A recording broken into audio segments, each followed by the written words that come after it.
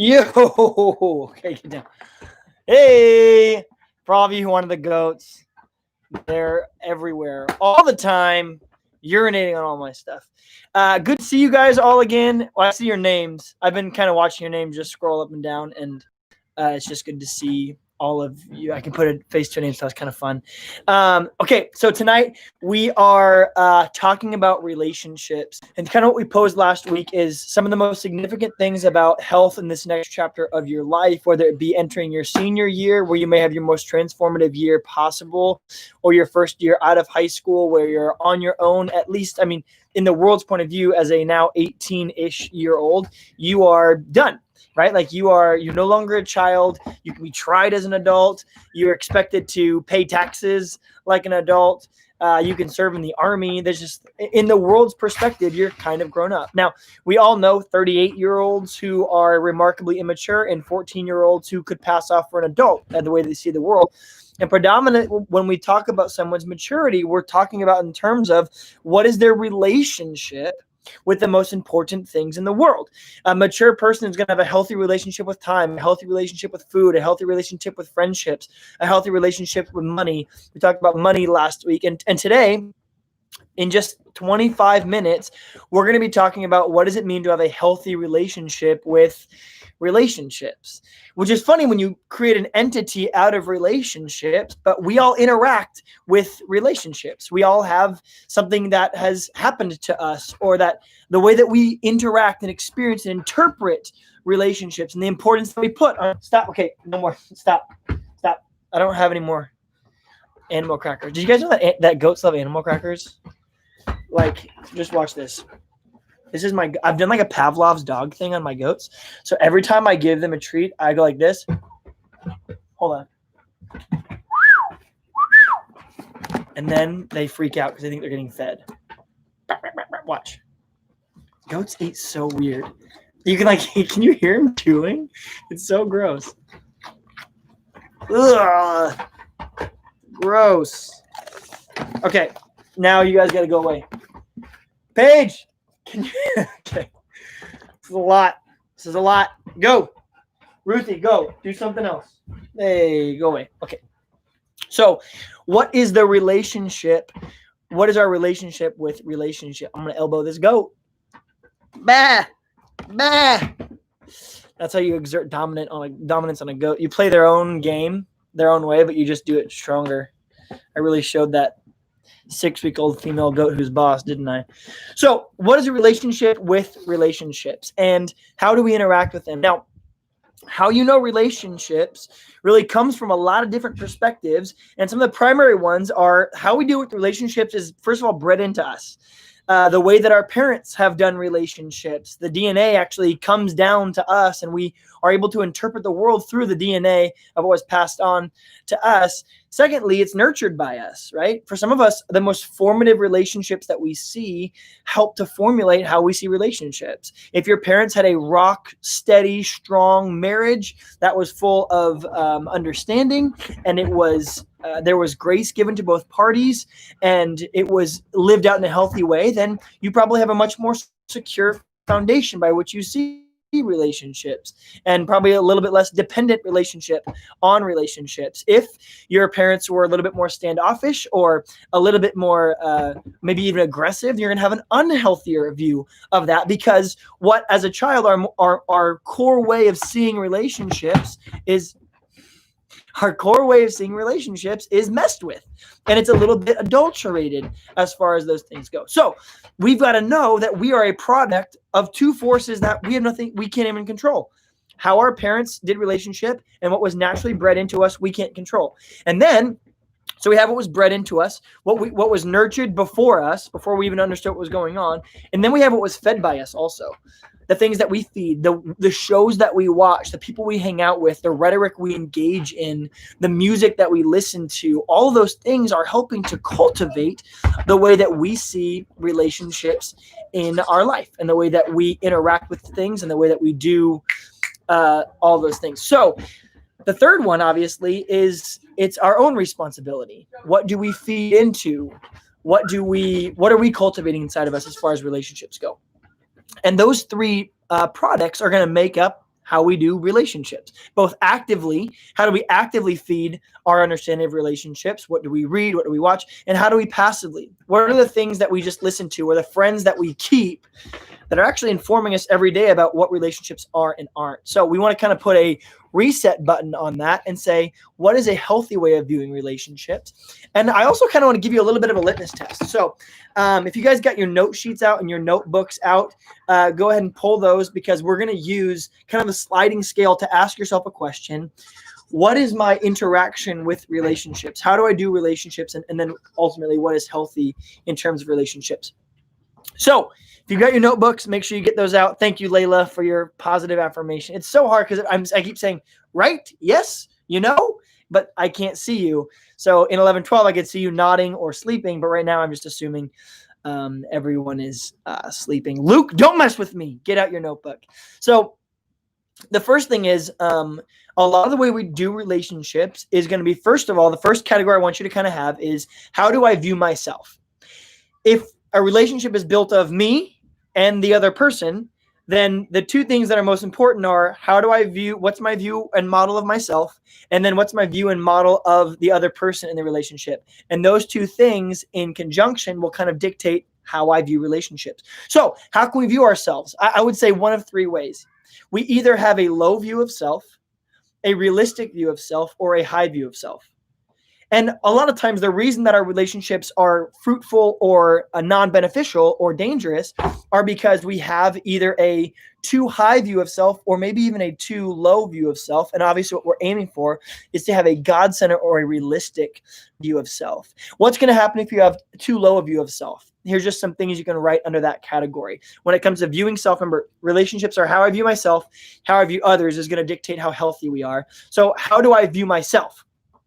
How do I view myself? If it's too low, here are some of the natural byproducts if you have a too low view of self. So see if any of these things ring true for you. You're going to be naturally self-deprecating. If you've got a low view of self, you're going to constantly kind of have an Eeyore mentality. Woe is me. I can't do anything right. Pessimism is the key. You're going to be self-conscious. You're going to think that everyone's always making fun of you all the time. You're going to be self-loathing. You're going to feel like you hate yourself. That's going to come out in a lot of insecurities. So you're going to be really self-conscious about the way that you look, or the way that you sound when you talk, or the way that you the way that you sound when you chew. Right? There's like a goat. Like you'll be self-conscious of everything because you're going to view yourself really low. You'll feel like you're unworthy of affection, unworthy of belonging, unworthy. And so oftentimes these people are desperate for approval no matter what it means. So if I have a low view of self, it's going to hurt my ability to have healthy relationships. On the other hand, if I have too high a view of self, so what's it look like to have too high a view of self? A relationship that has someone who thinks too highly of themselves, that person, or maybe it's you, if you think too highly of yourself, you're going to have this idea of kind of pseudo-independence. What I mean by pseudo-independence, pseudo comes from the root word meaning fake.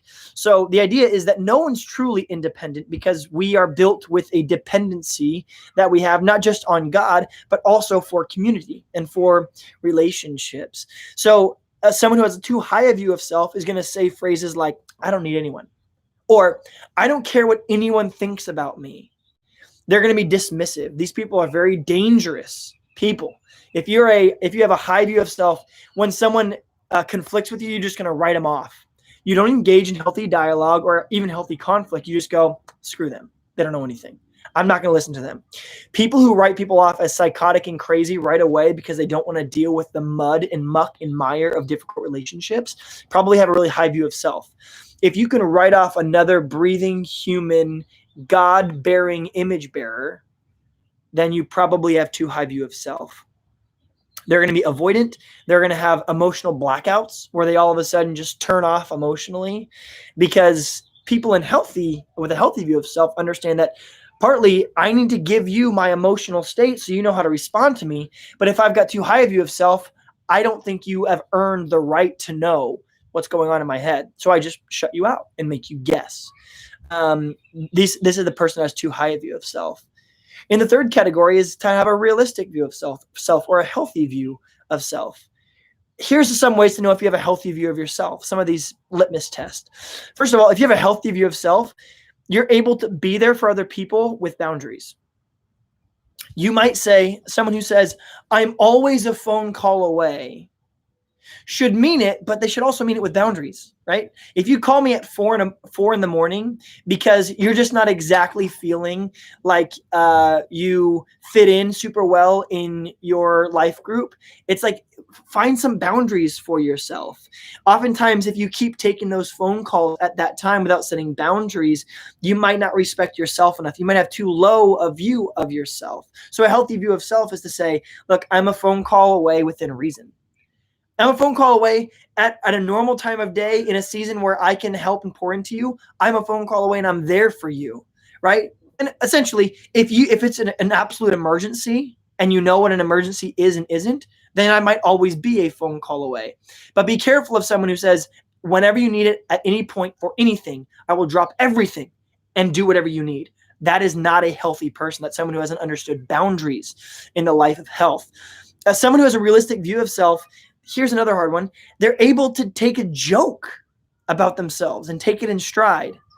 Now, they shouldn't sit there and just relish in being made fun of. But if someone makes a passing comment about them that isn't meant to be too destructive, then you should be able to take it in stride. If someone makes a passing joke about something that you said, or if you made a big mistake and people are having a joke at your expense, you should be able to go, yeah, that's something that I did. That's not who I am.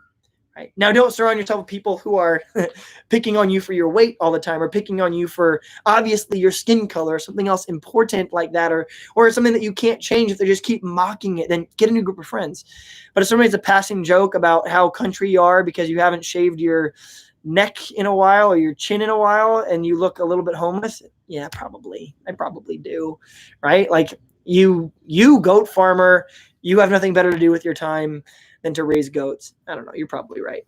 Who knows? I don't know. Who cares? It doesn't matter, because what you say doesn't define who I am in that category.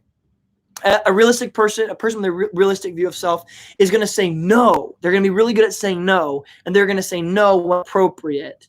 They're going to know the difference between I say yes to everything or I say no to everything. They're going to say no to the right people at the right time. They're going to maintain good discipline. People who are healthy maintain good disciplines in their life. They oftentimes are healthier people, because what they're going to say is, I know that my body needs to serve a purpose and to serve a function, and I know that if you're self-deprecating, you're going to go, I'll eat whatever I want whenever I want, because who cares about my body? And then if you are obsessed with working out and you will never eat a carb, for God's sakes, then you probably have too high a view of self. You see your body not as something functional, but as something to be worshipped. And that's not good either. Someone who has a realistic view of self finally will prioritize their time well. You'll see that what they say is important in their life, and the way their schedule plays out oftentimes lines up pretty well. If God is the most important thing, then when you crack open their schedule or their calendar, you're going to find a lot of Jesus. And if they say, it's okay, I've got a healthy view that my boyfriend is not center of my life, then their schedule will reflect that. And if their friends are very important, then their friendship time, not in any given week, because any given week you might have a little bit more of this or a little bit more of that. But when you do the averages over months or a year, your priorities should line up. If I say that my family is more important than my ministry, then yeah, when you crack up my calendar, you should find a lot more family than you do one-on-one ministry or ministry like that. So just to make sure that we know that. Now, the other party in a relationship, those are all the ways that I can view myself. Too low, too high, or realistic, right? It's kind of like the Goldilocks zone. You're in the relational, the self-understanding Goldilocks zone. So now we have, how do you view other people? How you view other people is going to play a huge role in how you view relationships, your relationship with relationships. So what happens if you have a low view of other people? Well, if you've got a low view of other people, the other party in your relationship, if for all intents and purposes, when you think about others, you think of them way too low, maybe even like subhuman, or maybe human, just not as important as you are. If you have a low view of other people, then you're not going to necessarily be codependent. You might be what's called counter dependent, which can be just as dangerous, where you kind of neglect and reject all ideas of an interconnectedness of mankind, that I don't need anyone. I am my own person. I am the alpha. I am my own omega. I am my own self-importance. And that's called counter dependency. If you have a low view of others, you're going to be freaked out about commitment and being locked down. You're going to be a relational shopper. You see, because you see people as objects. So you go from this person, but you always keep an eye open for the next best thing, because the person in front of you doesn't have feelings and emotions and value and being and purpose.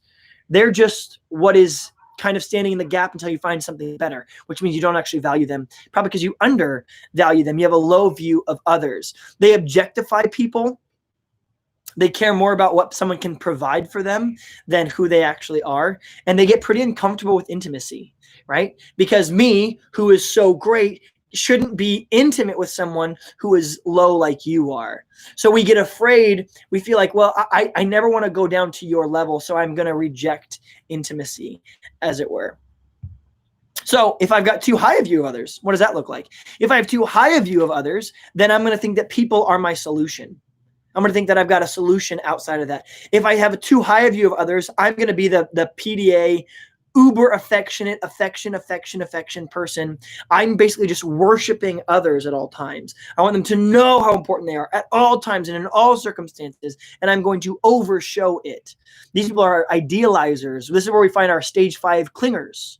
People who have way too high a view of other people, that they are somehow their messiah or their solution. To have a realistic view of others means this: the other person, you're not a need that I have, nor are you just an asset that I'm collecting. Secondly, you have your own distinct set of personal rules and guidelines in your life, and I can appreciate that. If I've got a realistic view of others, then what you think and what you have. Oh, by the way, I'm gonna send you guys this note sheet. So if I'm talking too fast because I only have 25 minutes, I'll send you guys this whole note sheet that I've taken, and you can have that, and it'll be my little gift to you.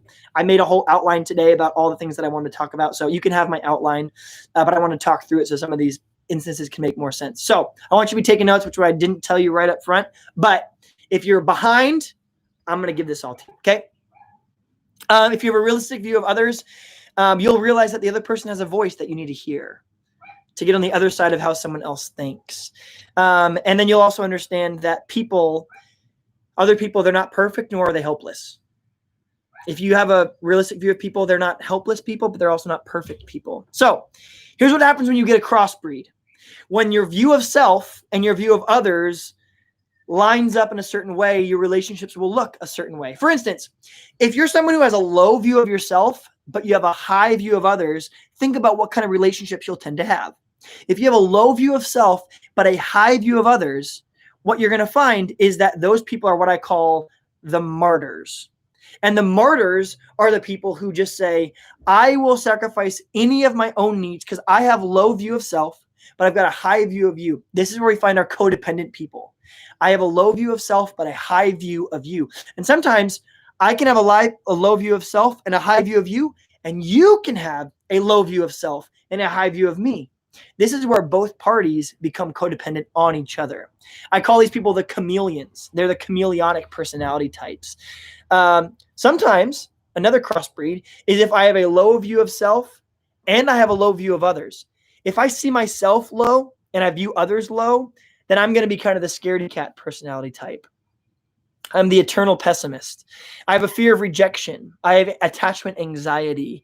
And I'm going to be dependent on you, but I'm going to avoid intimacy at the same time. Try to self-identify what you might be in your own personal relationships. Third, maybe I have a high view of myself and a low view of others. This one's very dangerous. This is where you'll find kind of the lone wolf mentality. You become self-reliant, like we said, counter-dependent. You'll be relationally distant, and you'll downplay the importance of relationships. These people are the runners, where when something goes wrong, they run away because I don't need that in my life. I'm just going into the next best thing. You are just an object, and there's more objects out there. And I can get another one as quickly as I want because I have a high view of self and a low view of others. Lastly, what if you have a high view of self and a high view of others? An overly high view of self and an overly high view of others. These are my dreamers, right? These are the idealists. These are the ones who say, we can conquer anything as long as we have our love. They're poised for destruction. They're absolutely poised for destruction because they're going to, like the Katy Perry song, There's cloud nine, fall laughing so hard, fall down. It's a whole song about her and Russell Brand, how he failed her because he thought she was the cat pajamas. She thought he was the cat's pajamas. Their life was going to be perfect because I'm Katy Perry. I'm awesome. You're Russell Brand. You're awesome. So we're going to solve each other's issues. Falling from cloud. That's it. Cloud nine. Have to know happy from the high. You know, I'm letting go to. Is Charlie Powers on here? Will he sign me to his record label? Sarah Cole, get back to me on that one. They're going to reject wisdom because they think that between you and I, we have all the wisdom that we need. I've got a high view of self. I have a high view of you. I need nothing else. And lastly, they're going to have an unrealistic expectation for what their relationship looks like. So get back to me on that, Sarah Cole. Thanks. So that means this is going to kind of help dictate how we view relationships. And so the 3 ways, I kind of put out 4 ways. So here's the way I view myself. There's 3 ways I can view myself. There's 3 ways that I can view others. And then I feel like there's almost 4 ways then that we can view relationships in general. And here's what I mean. First of all, some of us, we're going to undervalue relationships. I call this the cynic. Maybe some of y'all out there are the cynic personality types. What I mean by a cynic is, here's what you'll say when it comes to relationships. It's not really, relationships just don't really serve an importance. Or, I don't want to deal with the issues of relationships. Or, these people tend to be self-involved, where what they need to do in their life, their potential is so infinitely important that they would never, ever threaten or endanger that by allowing someone else's feelings, emotions, futures, hopes, and dreams to enter the picture. So they have such a high view of themselves that they undervalue relationships and the service that relationships can do in the heart of a Christian as they are molded and formed in the relationships of parenting and of relationships and of marriage and of friendships. They reject it all because it might get in the way of what I need to accomplish, which is a very backwards view of seeing the gospel of Christ. And then when they think about relationships, they think of, oh, poor sad sacks. Those people who are married, the old ball and chain. These are the way these people talk. These people are also the most likely to see sex as simply a matter of accomplishing appetite, right? We're all evolved monkeys, and so we just got to get our freak on every once in a while. So it's not important to connect. You're just muddying the water. So let's just do a transactional sexual experience, and then you move on and I move on. They undervalue relationships. They have the same view of sex, which is, well, we need to have sex, but let's not get caught up in the muck and mire of relationships. And then some of y'all out there, you're going to be what I call the obsessed. They're going to overvalue relationships. When they think about relationships, they're going to think, oh, that is the Messiah. That is salvation for me. Relationships are the cure. They say things like, this is going to fix me. Then they're not going to say it out loud because they know how to speak, but the way that they talk, the verbiage they use, the way that they approach things is going to be all about, is this going to fix me? They're going to think, people who overvalue relationships, I call them the obsessed personality type or the obsessed view of relationships. Again, we've got the cynical view of relationships. Now we've got the obsessed view of relationships. The obsessed view is going to say, if you're single, there's something wrong with you. How come? Well, if you think that only when you're dating is something right in your life, then clearly when you think someone's single, you're going to think something's wrong with them. Their relationship is going to be interconnected with their personal value and worth. It's gonna all be intertwined as if it were one. And lastly, these people who overvalue relationships believe that everything ought to be sacrificed on the altar of the future of our relationships, which is extremely dangerous. They overvalue relationships, the obsessed. Now, here's another view that's also not healthy. And maybe in 11:12, because we're so cautious and we speak so strongly against becoming obsessed, there's a natural pendulum swing back over to what I call the fundamentalist view of relationships, or the Pharisee. Now, if while I'm talking, you don't agree and go, amen, you might need to be saying, ouch, he's talking about me. So some of us in here were Pharisees, and here's how a Pharisee sounds. They think relationships are bad. So they're not just saying it's not important. They think it's important, but they think that right now, especially in their life, relationships are bad. Now, you might know for a fact right now in your life, a relationship would be bad news for you. That's okay. That's called personal legalism. But the Pharisee or the fundamentalist view or the Pharisee view, which is the third way of seeing relationships, thinks that relationships are bad for everyone. They have a really difficult time separating here's what's going on in my life from here's probably what's going on in all y'all's lives. So if I'm not ready for a relationship, then ain't no way you're ready for a relationship. That's how the way that Pharisee thinks. Also, they think that desiring intimacy with others shows a lack of intimacy with Christ. When I think we have to understand that as fulfilling in a lot of ways two different buckets. I can want intimacy with my wife without thinking that God isn't my sufficient intimacy as my Lord and Savior.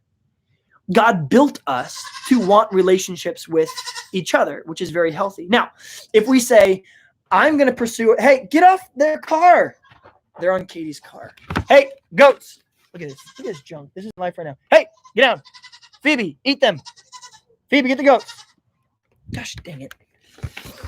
Well, I can't really stop them right now. I could throw something at them, but then some of y'all would call PETA or something.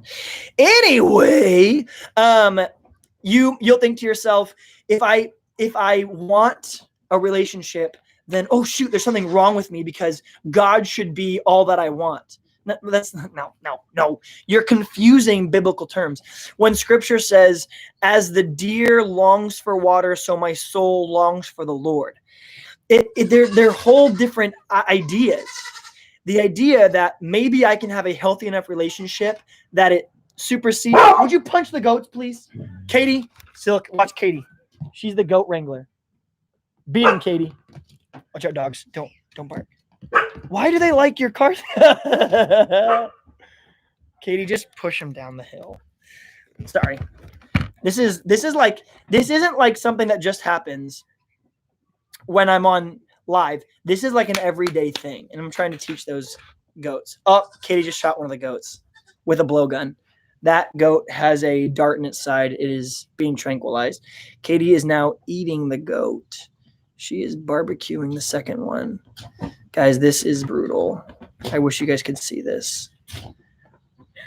Anyway. Okay, so this idea is you think if my relationship is healthy enough, then all of a sudden I don't need God. That's the unhealthy view. But I can go and have the most intimate time with God and walking with him and discovering more about who he is and leaning into who he is and still go, I want to be home with my kids and my wife. I don't go, oh, shoot, I shouldn't want anything but Jesus. No, it's that there's nothing that's sufficient for my soul rather than Jesus. And once my soul is satisfied in Christ, I'm able to have a healthy view of my relationships. But before my soul is satisfied in Christ, if I start aiming for relationships, I'm going to find or seek fulfillment of my soul in people rather than in Jesus. Also, if you're more of the Pharisee type, you believe that wanting a relationship is a show of codependency, which isn't the case. You can fully want a relationship and not be codependent. You can go on Match.com. You can get a dating profile and still not be obsessed with relationships. It's all about a matter of the heart and a matter of your intent. I'm going to kill those goats. I'm not going to kill them, but I just might.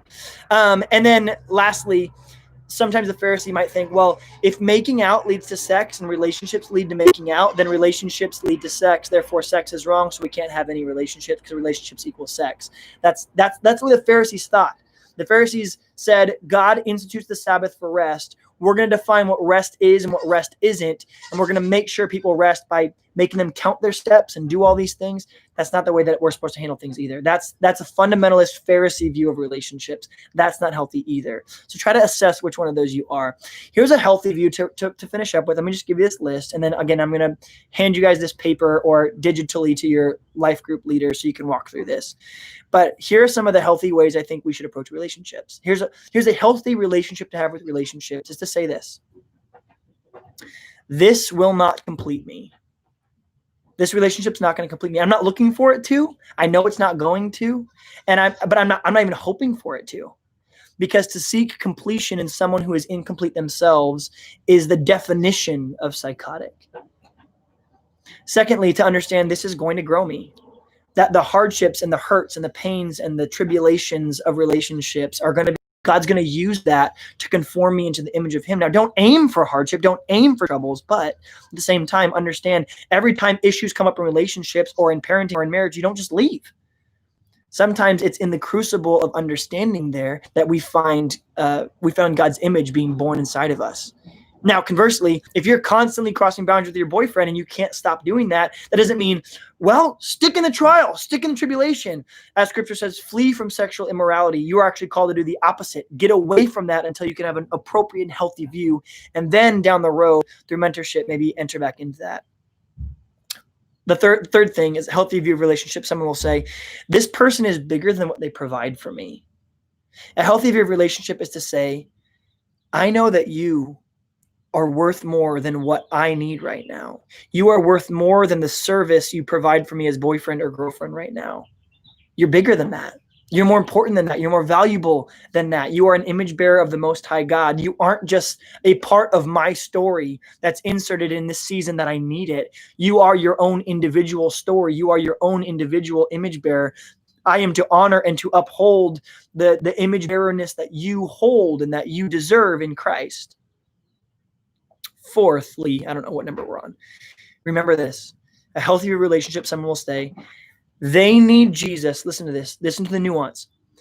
They need Jesus almost as much as I do.